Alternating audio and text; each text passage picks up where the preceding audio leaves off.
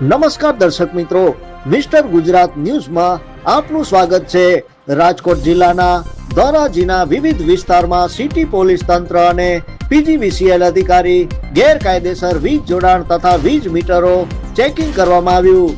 ગુજરાતના ડીજીપીની કડક સૂચનાથી ગુનાહિત ઇતિહાસ ધરાવતા લોકો પર પગલાં લેવામાં આવે છે।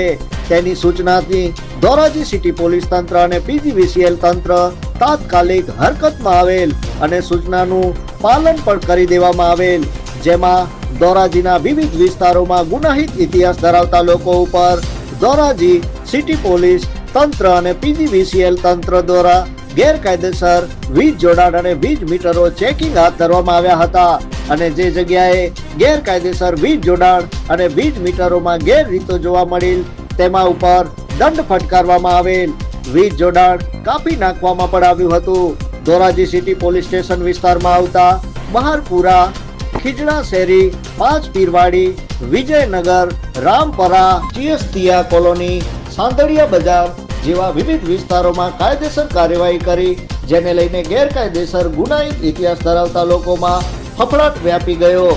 ધોરાજી પોલીસ તંત્ર આગામી સમયમાં આનાથી પણ વધારે અને કડક પગલાં લેવામાં આવે તો નવાઈ નહીં। Bureau chief Alpesh Trivedi. જોતા રહો મિસ્ટર ગુજરાત ન્યૂઝ, સત્યતાની સાથે સ્પષ્ટ વાત।